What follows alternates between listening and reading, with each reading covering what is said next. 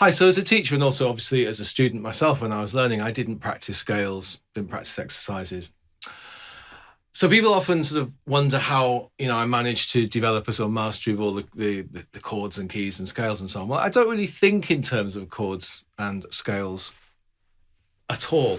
I think in terms of tonal blocks. So as I've probably explained in previous videos, but I'll, at the risk of repeating myself, forgive me if you've already heard this. A block is basically a major, minor, augmented or diminished chord all over the keys, like all those 3 or 4 notes all over the whole keyboard. So like a C major block has got a root, third and a fifth.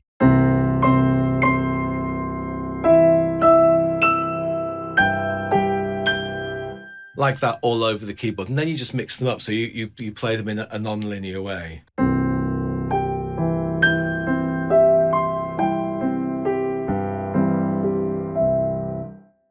And of course, the beauty of this is that you know what the sounds are. You don't develop a sort of muscle memory way of playing, because it's kind of random, and you have to go to the sound that you want to say, or you have the ability to go to the sound that you want to say. So when people sing, they tend to sing what they intend you to hear. When people play the piano, they if they're improvising at any rate, or sight reading, they often don't have that basic intention. It's all more based on execution and then muscle memory and sort of karaoke sense of how it goes.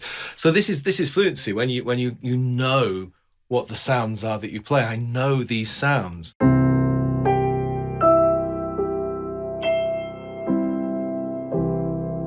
I could almost sing along. I could sing along, except I can't sing chords. I can't sing harmony. But the sounds that I'm making are the sounds that I intend to make. This is the basis of fluency. So where did I take it? This is the question I think that people wonder. How that seems very simple, and that is where I start. And you have to go through that simple process of learning to I often say walk on, like your fingers walk on the blocks. You have to be able to walk on the blocks all over the keyboard, all 24, all 12 majors, all 12 minors. And that's your basic vocabulary. But when you start mixing them up, it's interesting. What I did as a kid, I really liked Chopin very much, and that kind of romantic style. So what I would do to practice sort of like understanding tonal relationship, which is what I think of rather than keys. I don't really think of keys. I think of tonal relationships. So to start to understand those tonal relationships, I would sort of improvise on those blocks in a very romantic style. So I'd be using auxiliary notes. Those are the notes between the root, third and fifth. I'd use those, and I'd produce lots of harmonic colour and nice melodies, nice melodic shapes as well, but always still thinking in terms of those blocks.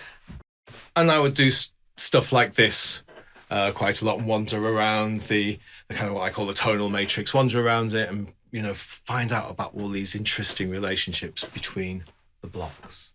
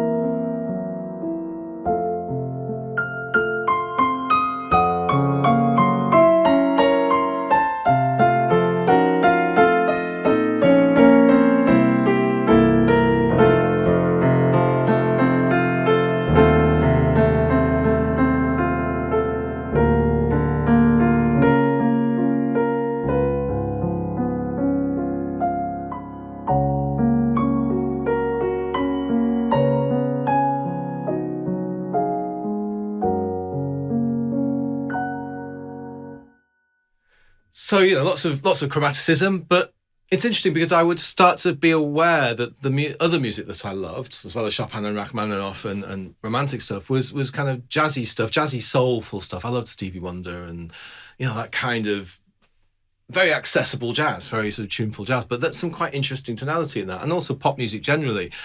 I would hear modal tonality. So this is the kind of improvising that I did to explore tonality in a broader way. Actually, I'll tell you what, I'll do something that's quite schematic, because sometimes I did things that were quite schematic. You know how scales and exercises follow a scheme? What I just did then didn't really follow a scheme. Sometimes they did. This is one that I used to quite often do in that style.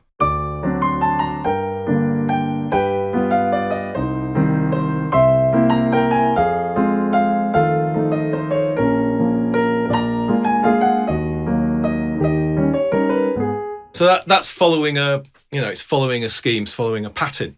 So here's a very simple pattern that I might use for this more probably more chromatic and more sort of jazzy kind of harmony. And what this is doing is I'm going to start on C major, and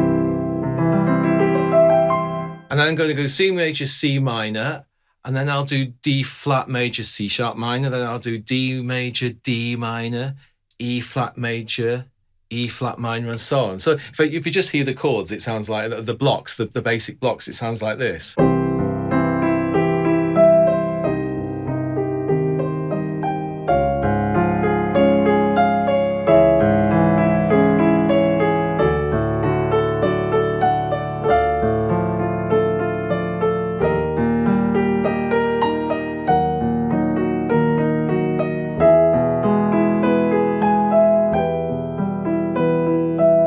And so on. But it's more interesting if you allow yourself to explore auxiliary notes, the notes between the root third and fifth of the harmonic blocks, and allow sort of coloristic stuff, sort of more impressionistic, jazzy stuff to creep in. So I would do a lot of stuff like that. I'll follow that scheme of going up major, minor chromatically.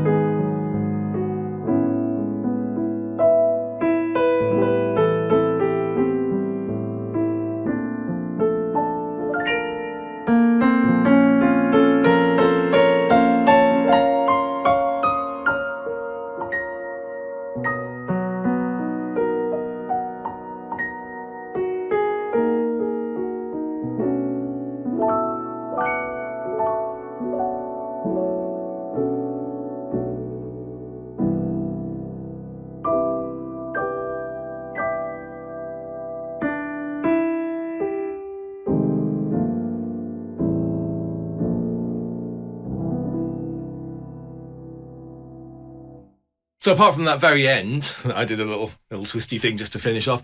That was just going major, minor, upper semitone, major, minor, upper semitone, major, minor, upper semitone, major, minor. The idea is to keep telling the story.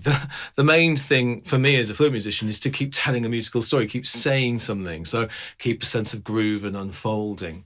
Playing in a very expressive way like that, a bit more sentimental, you could even say. You have to be careful not to sort of allow that feeling of it being sentimental to get you listening. You've got to keep saying it and expressing. I always say express yourself, don't impress yourself. But that helps by being sort of hyper expressive. That helps you in a way to connect to the sounds, especially if you're doing something that's quite schematic like that. So a lot to do with staying focused, but it's a lot to do with letting go and expressing yourself. And by doing this kind of patterny stuff, I did all sorts. I would do hours and hours as a kid. That's how I became, very fluent in lots of sort of different tonal styles.